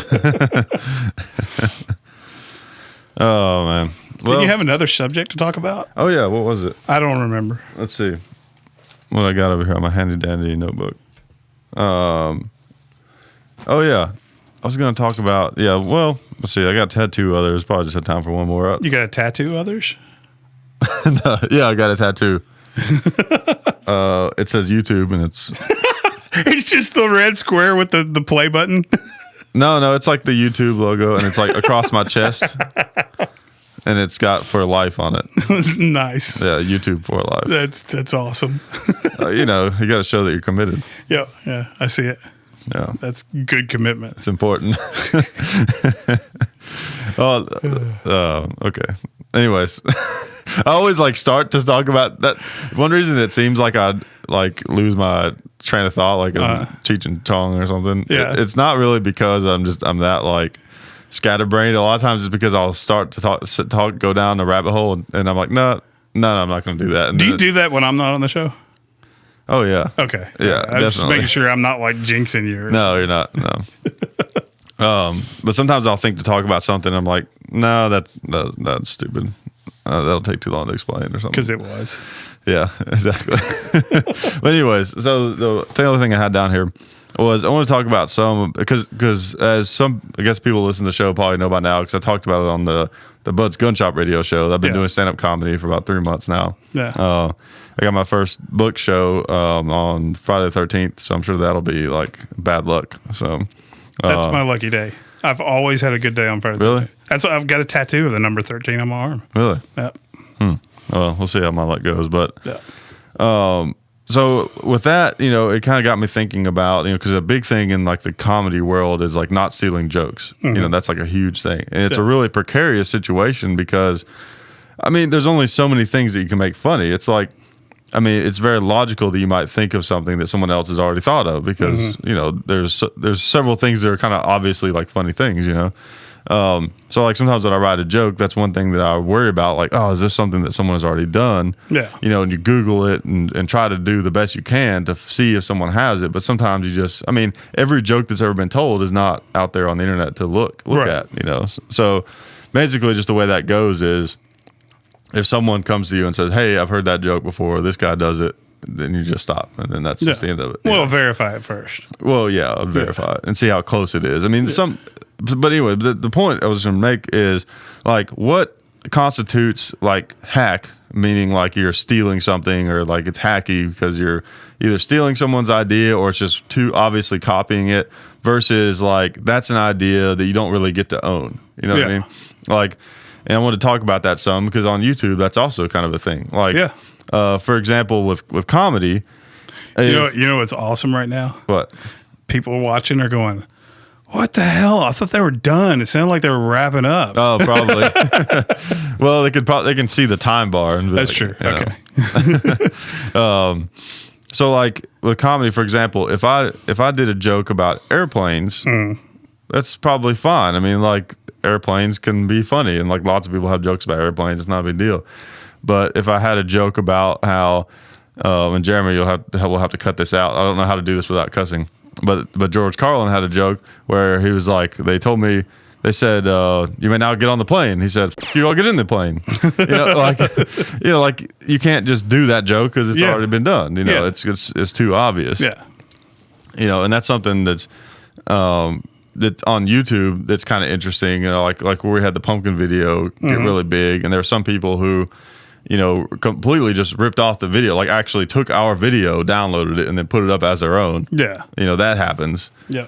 People will do that. And then you have people, they'll kind of copy your idea and not really give you credit for it. But then sometimes it's can we really own the idea of shooting a face in a pumpkin? Not necessarily.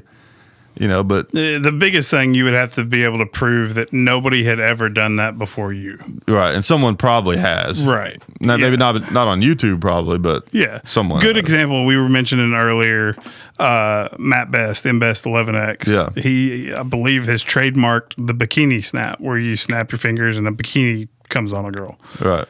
And, that's something that I had never seen somebody snap a fingers and he called it a bikini snap. So that's trademark now. It's a legal trademark. Nobody can do that. Yeah.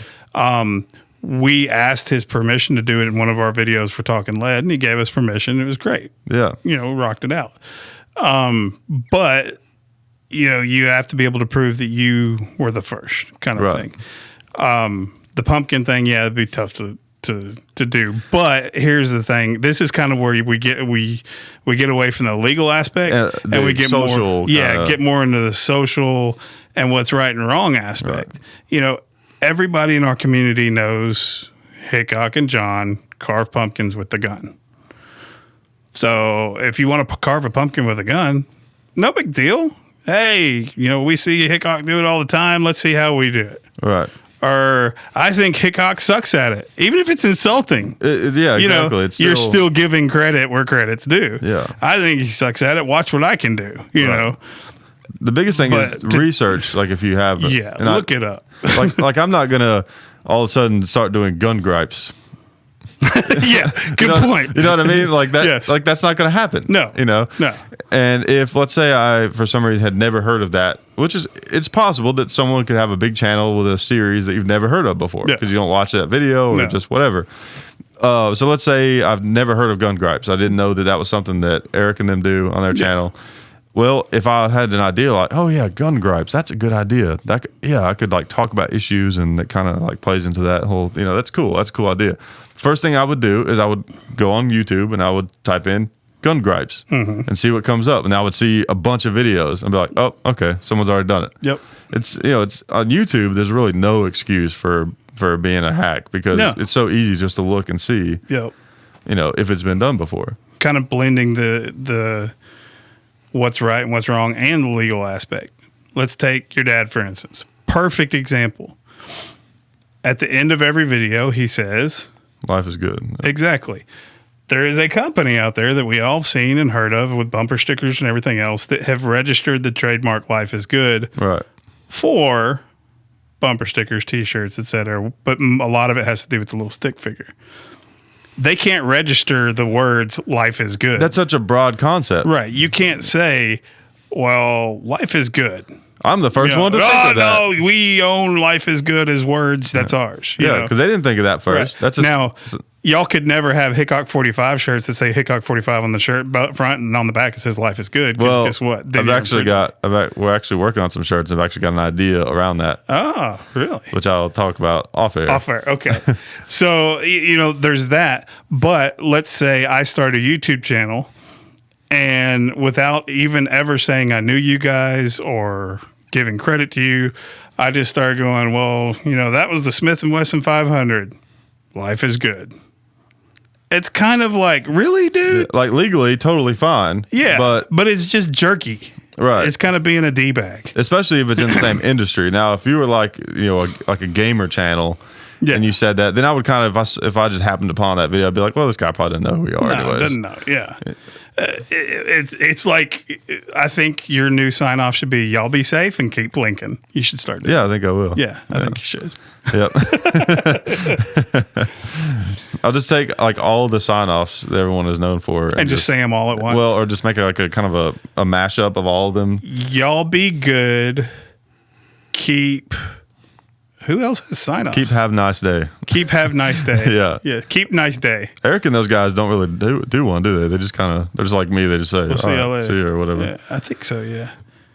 I actually thought of one I might do the other day, but then I forgot. Keep your loved ones close and your firearms closer. That's what ours. That's what it was. Yeah. That's a good one though. Yeah. That was an accident.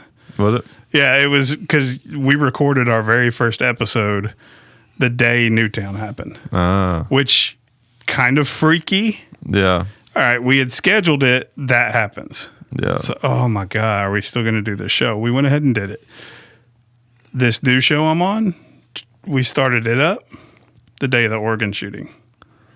We had already scheduled our time. There's already about to be a YouTube video about this conspiracy theory. Yeah, the talking lead mass shooting connection. Yeah, I don't know. It's weird, but it's not like we're like, oh, this happened, let's do a show, because this is at a radio station. We had to schedule our block of time a month ahead of time. Yeah. So we had no clue. But anyways, the reason that sign off happened is because, at the end we're like, make sure you keep your everybody, that this has happened to, and your thoughts and prayers. And I said, we'll talk to you next week. Keep your loved ones close. And left hand said, and your firearms closer. And that was our first episode. It was accidental. And I was like, wow, that was actually kind of good. Yeah, and it that's just cool. stuck. Keep your loved ones close and your firearms closer. So, that's cool how that happened. Dad was just kind of like, I remember one day he was kind of like, I feel like I should do a sign off. And I was like, yeah, I guess. I mean, and he's like, but life is good. And I was like, at the time I was kind of like, yeah, okay. I guess it's fine. Yeah. But it's like anything. At first you're just kind of like, oh, I guess. And then it just grows on you and then it becomes a thing. But back to what we're trying to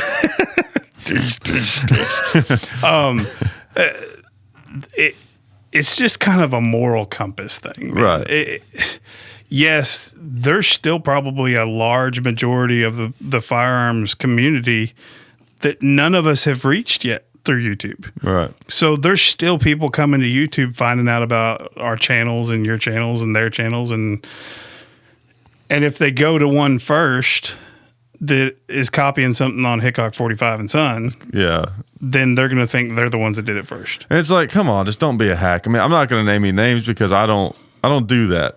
No. You know what I mean? Like, I don't call out other people in the industry. I'm not going to do that. But there are. You do it to me all the time. What the hell? Well, it's different. Okay. No. But there's over the years, there's been various people who have copied us in various ways, and in some of those ways, it didn't bother me because it was stuff that was a little bit more vague. Like, nah, we don't. If like.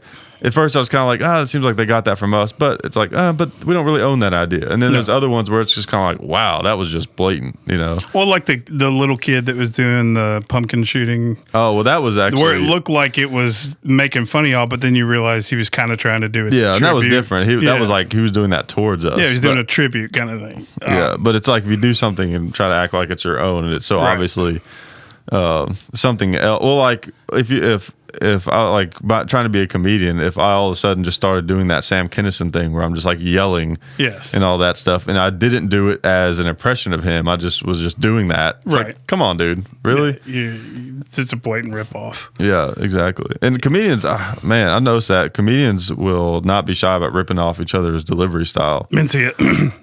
Oh yeah, he's a stealer, and then Dennis Leary stole a lot of Bill Hicks stuff. Did he really? Oh, man. I didn't know that. Tons of it. Yeah, just go on YouTube and look it up. He stole tons of Alex Jones material. I mean, Bill Hicks. No. Alex Jones.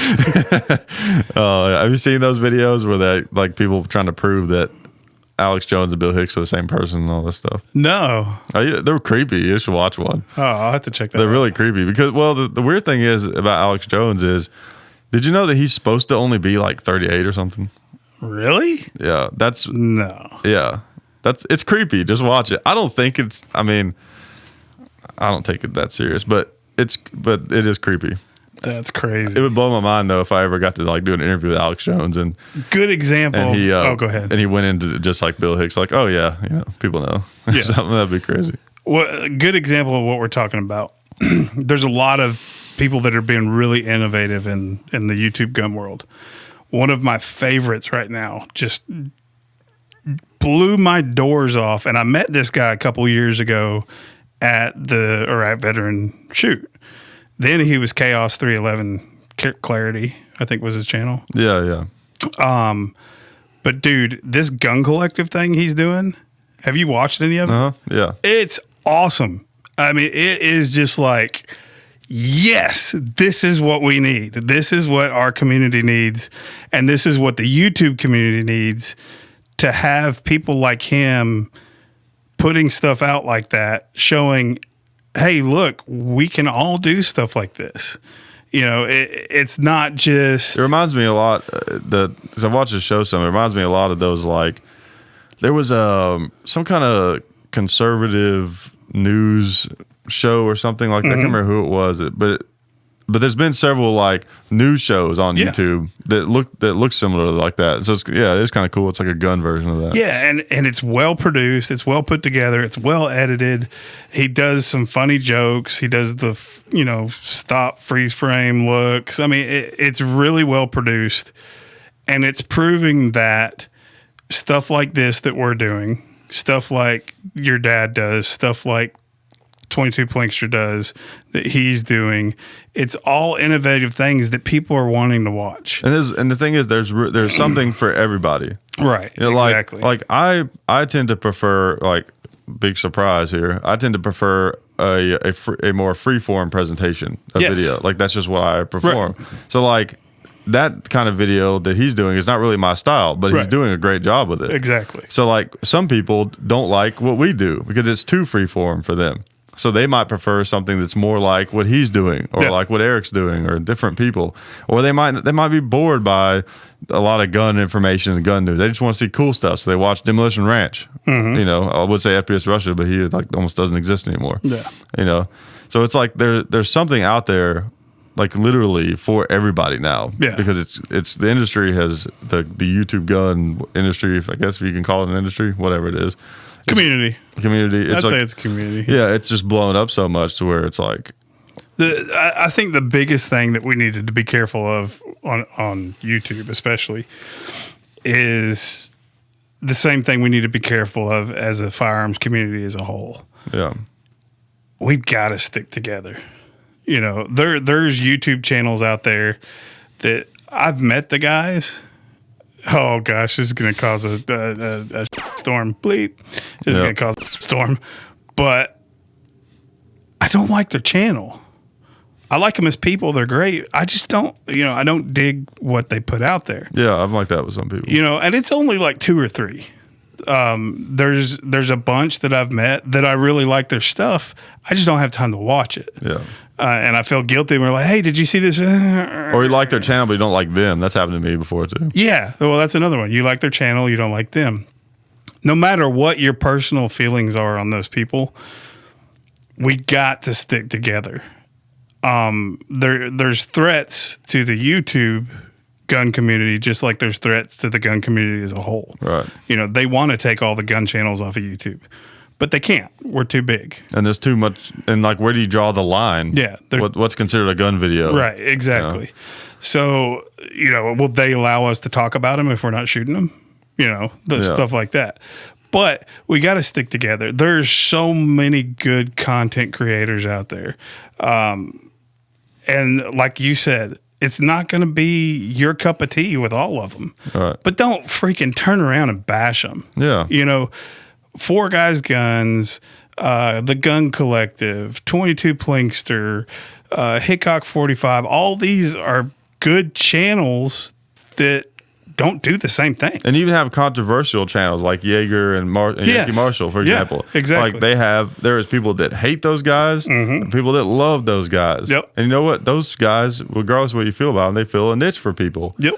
The people who like them, it keeps them into guns. Yes. And keeps them into that stuff. Exactly. So it doesn't matter if, you may have a big problem with different things that they've done or that they say or whatever. It's like, we're all on the same side here at the end of the day.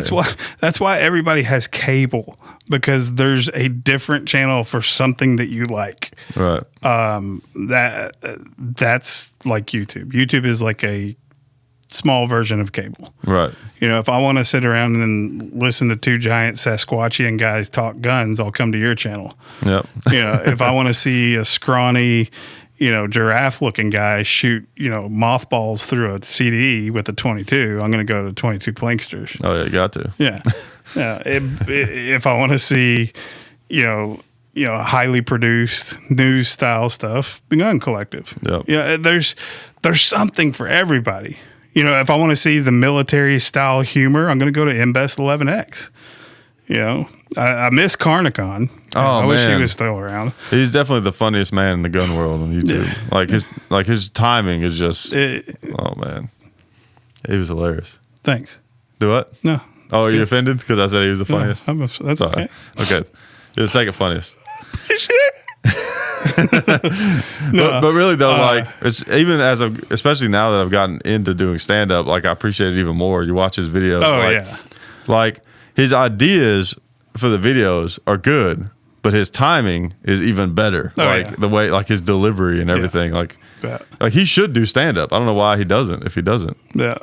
I miss his stuff.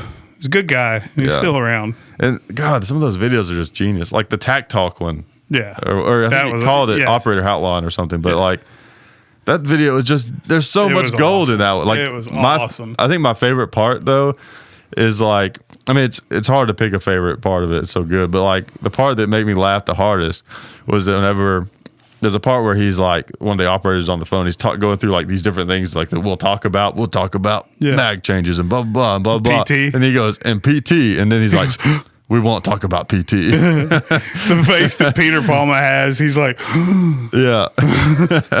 not PT. Oh, that was just great. It was just like the show, like that they want all the glitzy stuff, but they forget about the hard work that goes into becoming one of those guys. Well, and the hard work that goes into YouTube, and we've talked about it, so I won't go down that rabbit hole, but it's a lot of freaking work to do this. And it's a stressful profession. Well, it's stressful to come to your house generally, but it's a stressful way to try to make a living, because the majority of us don't make a living doing this. Right. We make some extra income. All right. We'll give you that. But there's a lot of other plates that we're trying to spin and balance to do it. There aren't many gun YouTubers that actually do it full time. No, not at all. But the amount of work that goes into this right here, John and I have been locked in this room for 3 days coming up with content. I'm just kidding. Yep. No, but we talked for, a good 30 minutes before. Yep. We're talking now.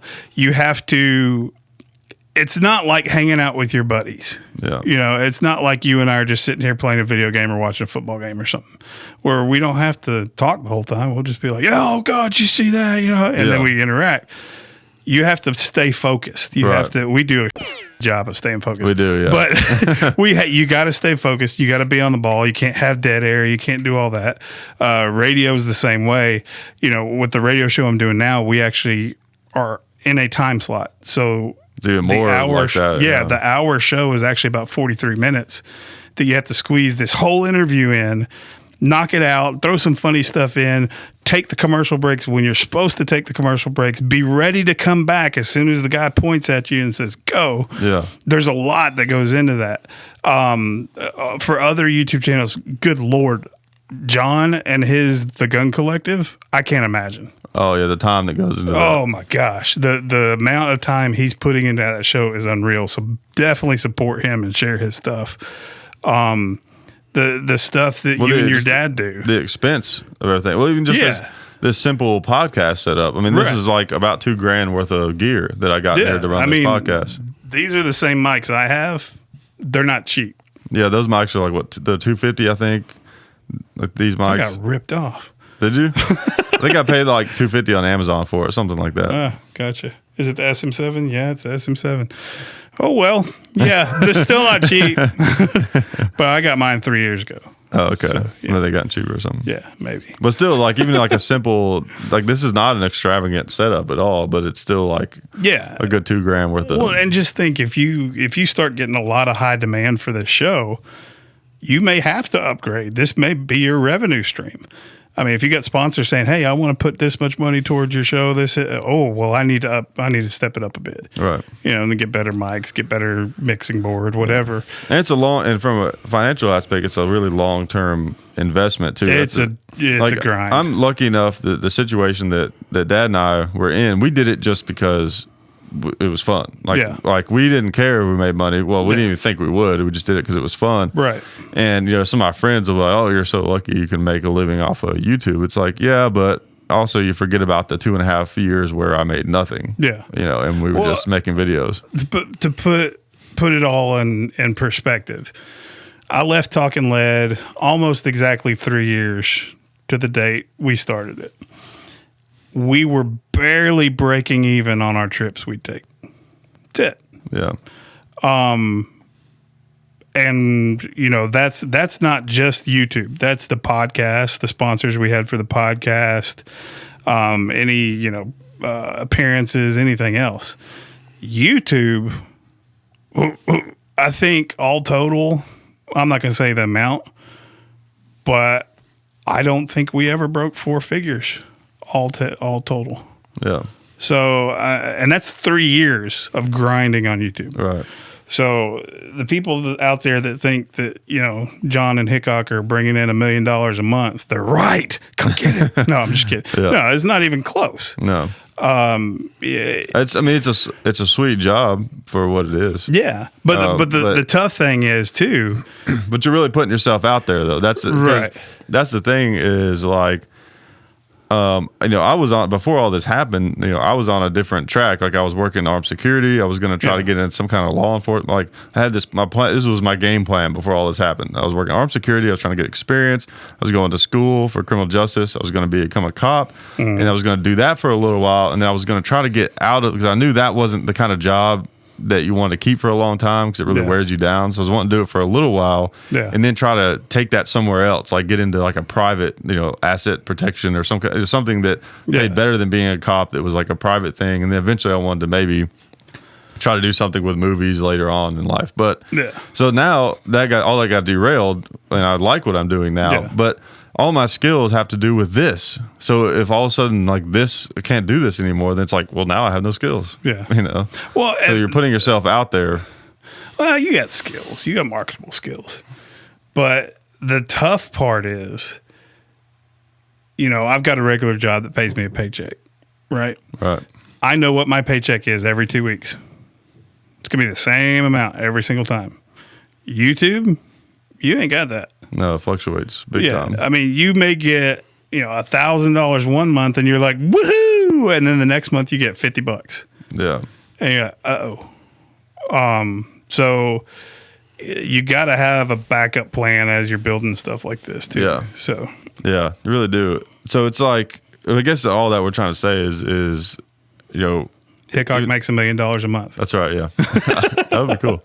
I'd be on every show.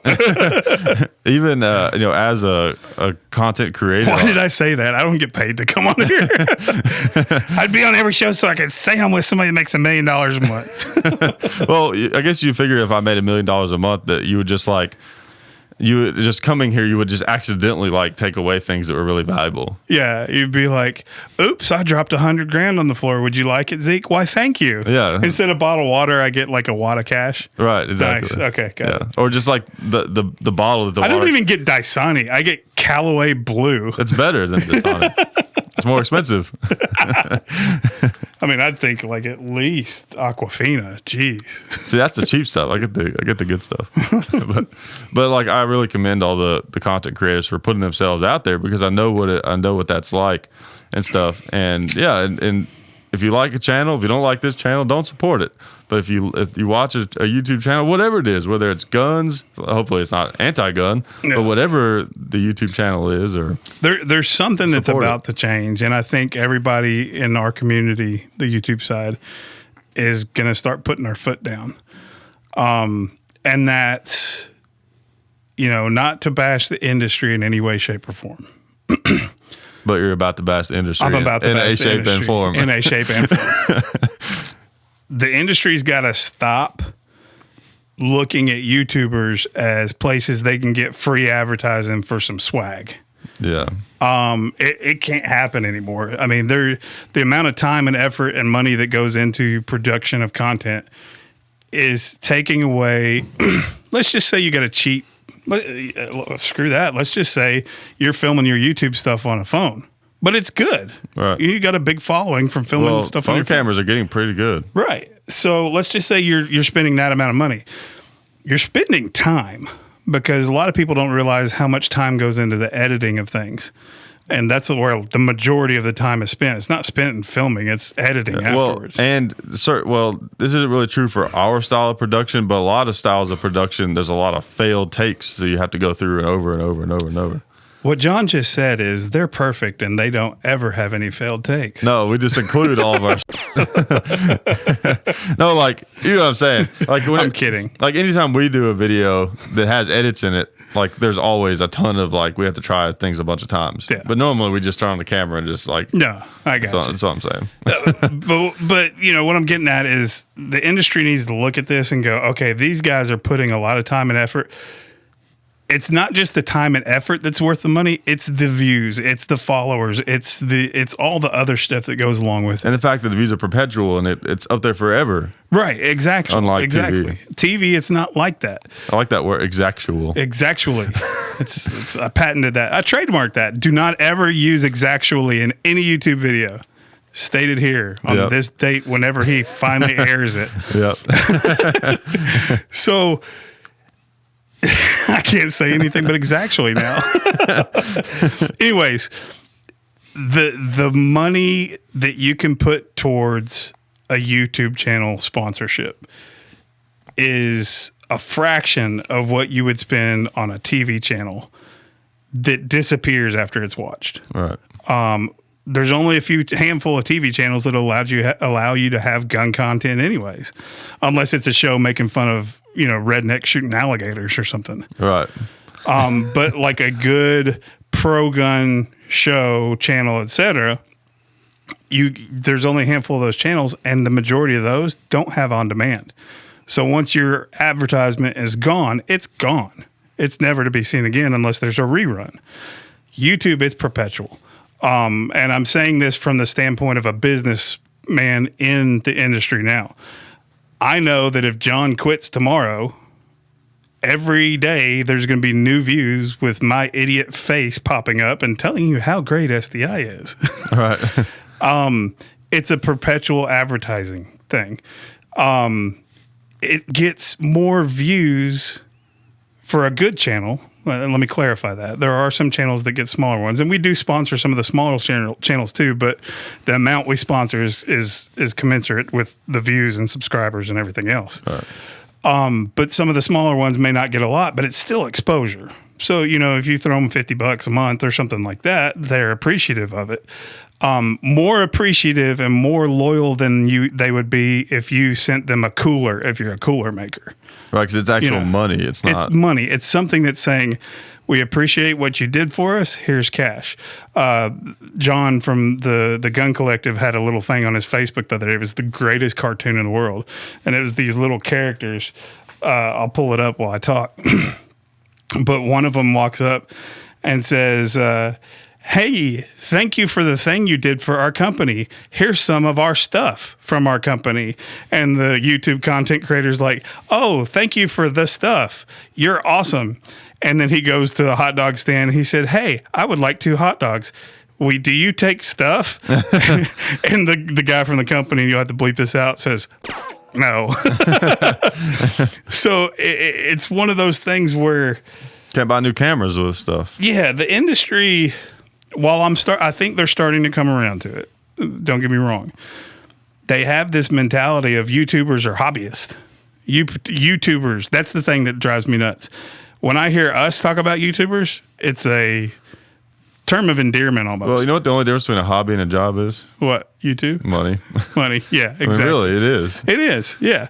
But, when I hear the term YouTuber in the industry, when I hear the YouTuber from us, it's kind of a term of endearment where it's like this club, right? But when I hear the word YouTuber from someone in the industry, being in the industry myself now, and they don't know about my YouTube history or whatever, it's got this negative connotation, like, oh, they're just YouTubers. Yeah, and it's like, are you serious? Well, because part of the problem is it's because when you say YouTuber, it can mean anything. Where if I'm like a guy on TV, well, it's like, well, he at least is this. Yeah. But a YouTuber, I can anything from 1 subscriber to 10 million, you know. Well, and that's where the marketing departments, and this is a pet peeve of mine right now. I've got a marketing background, and a lot of marketing departments, they call themselves marketers and they're not. The first thing you have to do is you got to understand human behavior. That's the number one thing you have to be able to do if you're a marketer. Second thing you need to do is your market research. Any company worth their weight should be doing market research on what their industry and their demographic reacts to. SDI this past year has grown a lot. The number one place we spend our marketing budget on is YouTube. So that should tell you something right there. We've done the market research for you. Right. We have gun companies coming up. Hey, y'all are doing great things, in the industry. Thank you. How'd y'all get so big? YouTube. And it's not, we're the YouTube school. No, it's not. Right. I saw an avenue that had the most bang for my buck in the advertising realm, and that's where I went. It was YouTube. It was social media. that's where the majority of our demographic reacts to. So if you're in marketing in any way, shape, or form, one, understand people, understand the psychology of why they do things. Two, understand your demographic and do the market research to figure out what they're reacting the most to. If you still think, it's the XYZ on so-and-so cable channel, okay, throw 10 grand at XYZ on so-and-so cable channel and throw 10 grand at Hickok 45 and Son and see what you get the most results from. And I'm not talking about impressions, and that's another thing a lot of marketers like to throw out is analytics and impressions. No, business is the bottom line. Show me the black and white numbers. Right. I spent X. What did I get for X? What was my ROI? What was my return on investment? And a lot of people lose that in the minutia of marketing speak. But now that I've had my marketing class for the day, the industry needs to open up their eyes to what YouTube can actually do. And plus, one thing about YouTube is it doesn't lie. Now, there is a certain percentage, since YouTube is worldwide versus like TV, there's going to be a certain percentage that are fans or there are people that you can't market your product to. Right. Like people in Indonesia who watch Hickok 45 videos aren't going to probably be SDI students, but it's still a small percentage. You want to know what's hilarious? I think the majority of our countries that have called wanting to take our classes have been from either you guys, Hickok 45, Iraq Veteran 88, or the Military Arms Channel. That's funny. Yeah, they'll call in from England or Indonesia or something. Yeah. Oh, we want to take courses. Yeah, about that. So what had happened was... That's when you do your Robin Williams voice when they call. Yes, well, we're not going to let you take these courses. Actually, there's ways that they can take the courses still. Yeah. So don't stop calling. Yeah. You in Indonesia, don't stop calling. That's the Indonesia? Indonesia. And what did you say about my exactually? Yeah. Exactly. Yeah. But yeah, what I would say is it's real. You can see the numbers. You got the whole Nielsen's rating thing, but it's not, to me, it's not as good probably as being able to look. It's not. This is how many people clicked on the video. Well, and the majority of TV shows, they give you this is how many households we're in. Oh, yeah. How many households you're in, that means how many people are subscribed to that channel. Doesn't mean they're watching the show. Yeah. You actually have analytics that you can show. Right. What time they're watching, the best times they're watching, and what region they come from. What region they come from. If you sell more to North Dakota, and all of a sudden you go to Hickok 45, and he's like, "Oh, shoot, North Dakota is my number one watch state in the United States." There you go. Yep. You go there. And I'm not just saying him. Gun Collective, 22 Plinkster, Four Guys Guns, Iraq Veteran 88. Whoever. I think you added an extra 8. Huh? I think you added an extra 8. 88. Yeah. Iraq Veteran 4.8. Yep. Oh, there we go. 4.8. Yeah. IV 4.8. IV 4.8. There we go. That's a new You're welcome, thing. Eric. Yeah, that's a new thing. Let's trademark it. Yes. They can't use it. We'll just have to. Yes. We'll be like, we'll license it to you. Yeah, we'll sell it to them. IV 4.8. Yeah. I'm going to start saying that. It's so much easier to say IV 4.8. It is. Eric, come on, dude. Why didn't you come over this? Yeah, IV 4.8. It's pretty good. Well, I've got to piss really bad. And can you do it? Can you do my magic trick? Well, I was going to probably just wrap it up. It's been 2 hours. So. You suck. Do you have something more to say? Let's have something more to say. SDI.edu. Okay, SDI.edu. Yep. Exactly. Yeah, that's the word of the day. That's your new sign off. Yeah, it is. I'm probably going to use that all the time. Time to go, exactly. Yep. Exactly, it's time to go. Yep. All right. Well, we will talk to everyone later, and maybe we'll continue more of this marketing insider scoop discussion when we get back from Indonesia. Yeah, exactly. See you.